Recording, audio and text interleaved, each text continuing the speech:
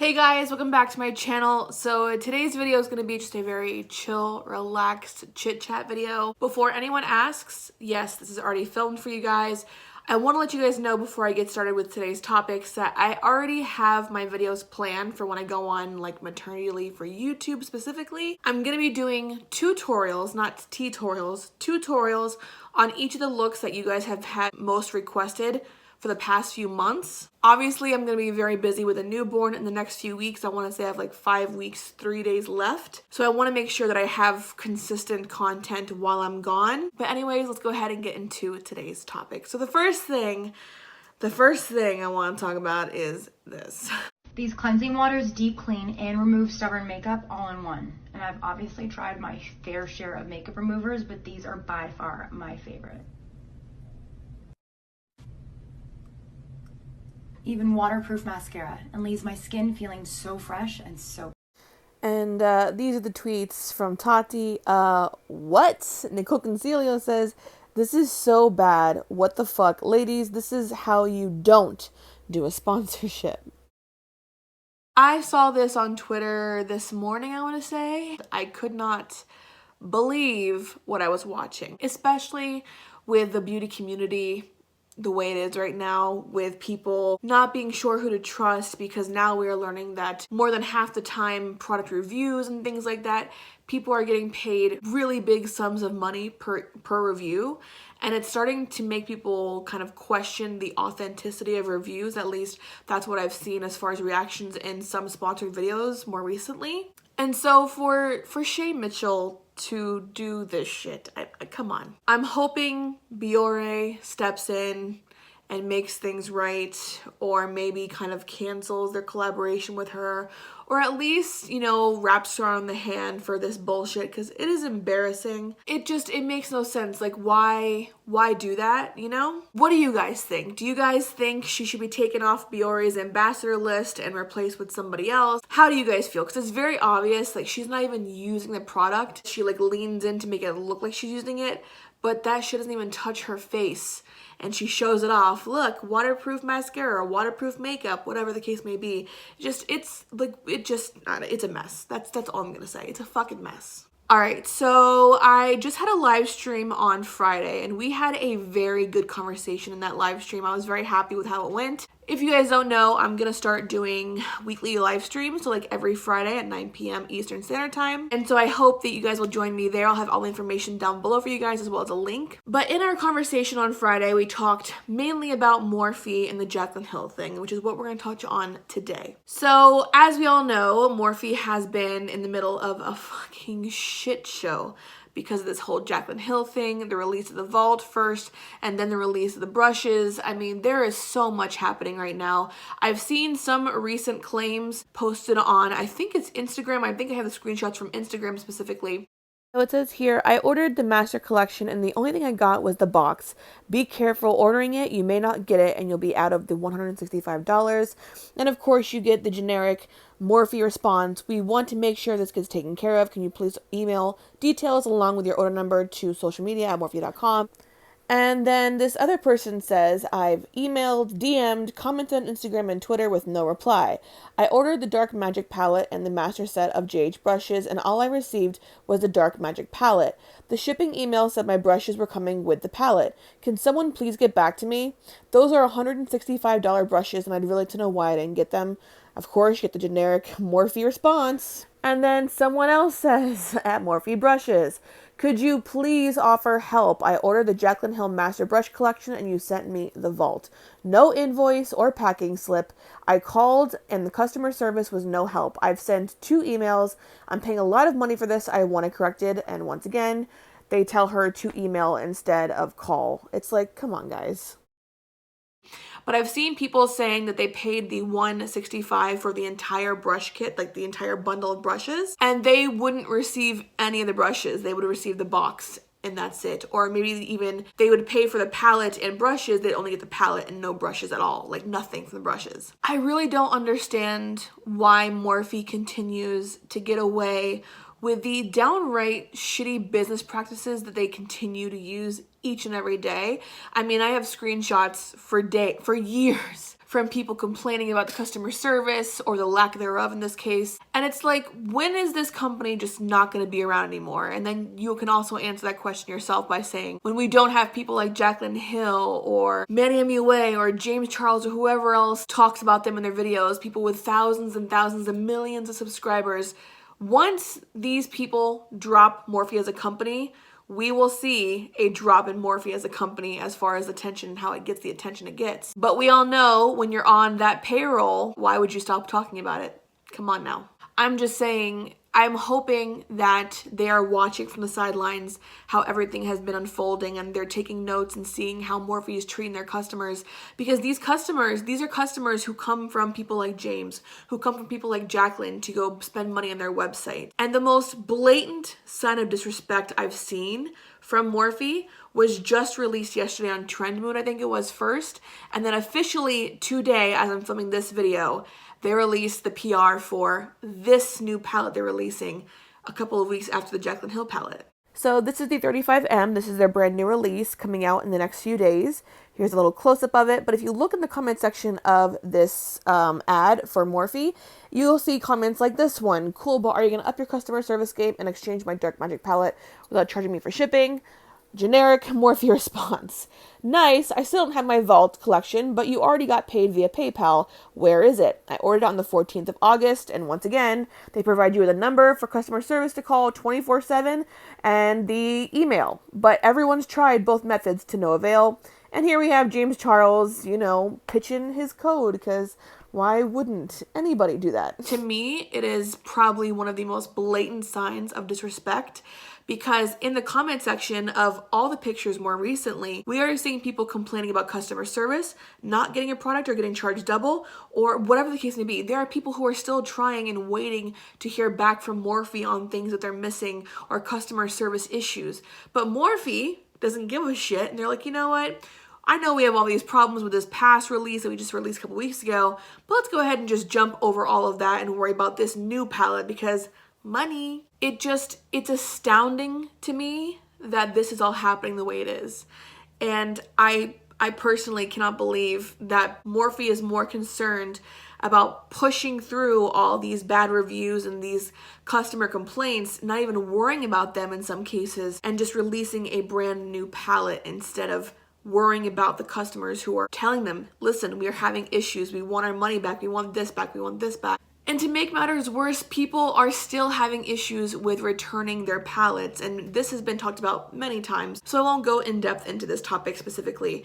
But the fact that Morphe is making it super hard for people to return the palettes or whatever the case may be and get a refund or get an exchange, it's so disrespectful. It really is. You promise your customers a perfect bomb palette and they get the palette and it's less than that. Why shouldn't they complain about it? Why wouldn't they complain about it? You know what I mean? As a brand, you owe it to your customers to provide them with quality products. You also owe it to them to provide them with the best that customer service has to offer in the event that a product does not do well or perform well like it's supposed to, like what happened with the Vault collection specifically. That is the main issue. There are thousands of people who have reached out via email, through the phone number, and they've tried to get a refund, they've tried to get an exchange, but to no avail. And they keep being told, well, we'll give you the refund, we'll do this and this and this for you if the palette isn't used. How are you supposed to know if it's not going to work if you can't use it? You have to try it first. That makes no fucking sense. And why in the hell are you going to make them pay for shipping to return a faulty product? That is not their responsibility. That is the responsibility of Morphe. Get your shit straight or stop making products and selling products. I'm secretly hoping that these influencers who do work with Morphe will open their eyes to what Morphe is doing, and they'll be like, holy shit, this is not the company that I wanted to work with. These are not people I want to work with. If they're treating my subscribers, the people who are personally responsible for you being able to get collabs with brands like Morphe, to get collabs with other brands and things like that, like your subscribers are the reason why you have the success you have. I would be supremely pissed off watching my subscribers, people that I refer to your brand to spend money on your company to make you money, being treated the way they have been over the past few weeks. Actually, it hasn't been the past few weeks. They've been caught in some shit a lot they've always had complaints about customer service, but it always gets swept under the rug. You know what I mean? Like, no one really says anything about it, and that's what's really fucked up about it. But I really am hoping that instead of taking a break from Morphe or taking a break from doing Morphe videos, I'm hoping Jaclyn drops Morphe, period. And I'm hoping that she will focus her time more on her own brand, the brand that she had announced that she was going to have back in 2017 up and running. That never happened. If she spent more time focusing on her own brand and her own products and releasing things and all this shit and quality control, she wouldn't have to worry about brands like Morphe. She could focus on her own quality control, because the number one argument she has is, well, I just collab with them. I just choose the colors and this and that. Everything else is up to them. It is very obvious that Morphe is the issue. You know, it's very obvious. They're the ones who are in control of releases. They're the ones who are in control of a lot of what we're seeing problems with right now, and quality control specifically. And so the fact that people like Jaclyn keep having issues with the same brand, when is it going to be enough for you to be like, okay, I'm done? Like, if you're not going to give me quality product, if you're not going to give my subscribers quality product, and you're going to give them nothing but problems if they have to return things that aren't of quality, then I'm just not going to work with you. It's not worth it to me. If you truly had your subscribers' best interest in mind, like you say you do every single time you have a release, and you want everything to be perfect, you take this long to make this product even though it comes out to be shit, then you would do something like that. This would be a red flag for you, and you'd walk away from Morphe. Focus on your own brand. You have so many subscribers who are waiting, who have been waiting, myself included, who've been waiting for you to release your own brand. I don't know. This entire thing is so messy to me. You know, on Morphe's behalf especially, they're being the messiest of them all. The one thing I wanted to leave this video off with is this. I mentioned that I had just rebooted my past Instagram, which is my more makeup-oriented Instagram. If you want to follow me there, I'll have that link down below for you guys. But I noticed that there are a lot of smaller brands, up-and-coming brands, who are now starting to heavily push that they need influencers to work with on new projects and things like that. And it's exciting to see these brands reaching out to smaller influencers or looking for smaller influencers to work with. It's very exciting.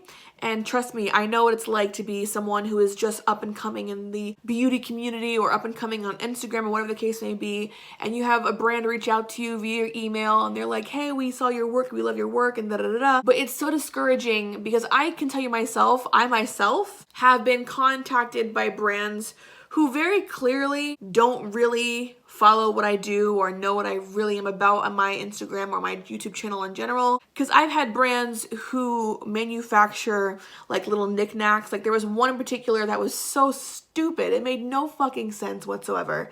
But they reached out to me and they're like, hey, we have, you know, so-and-so product. We want to reach out to you because we feel like you'd be a perfect match for our brand. And this brand was a manufacturer of like camping supplies and like random knickknacks and shit, and I'm just like, when brands like that reach out to you, it becomes very obvious that they in fact don't follow you or they don't watch your content, because if they did, they would know that someone like me has no business working with a brand on things like, I don't know, electric heaters for camping or kayaks. There was one where it was this really stupid, it was like a toilet seat warmer, and I was like, they don't see you as someone who fits their content or their audience. They see your audience count and they're like, we want to work with them because they have a X amount of subscribers more than we do, and they have a bigger audience than we do. We want them to expose us for us. And that's what I'm kind of worried about. And I'm not saying that people are going to fall for shit like this. I really hope you don't. I hope that if you get reached out to from a brand and they want to work with you, and if they are a brand that you're interested in because they share the same concept that you do as far as genre and content, I hope that you take the time to research the brand you're going to work with, look into their past, look into what they're doing now, what they've done in the past as far as customer service, what kind of products they sell, the quality of the products. Like, these are all things you should be looking into, because it's super important. Because if you're going to spend time working with a brand and exposing a brand to your subscribers, you want to make sure that you're showing your subscribers the best of the best. I posted this on Twitter and an indie brand owner actually reached out to me. I'll put the comment up right here. So my comment reads, I feel like every other post on Instagram is from small, brand new makeup brands searching for smaller influencers to collab with. While I think it's great and it may seem like such an amazing opportunity for the influencer, I really hope they do their research on the brand and don't just jump into a deal thinking they're going to strike big. Sometimes you end up doing more for the brand than they do for you, and that's just not fair. This will be my discussion topic for my next video. And like I said, I did have an indie brand owner respond, and she says, as an indie brand looking to work with talented influencers, where can we strike a reasonable balance between what they charge and the resulting brand awareness?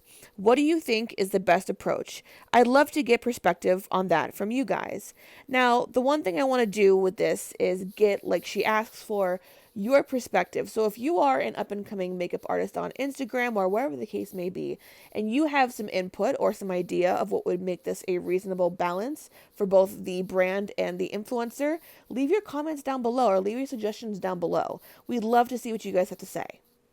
And I feel like this would be a perfect ending off point for this video. And I would love to have this conversation started down below if you guys wouldn't mind. But with that being said, if you are an up and coming influencer, whether it be on YouTube, Instagram, Snapchat perhaps, leave your socials down below. With that being said, guys, I'm all done for today. I will see you guys in the next video. I love you guys so, so much.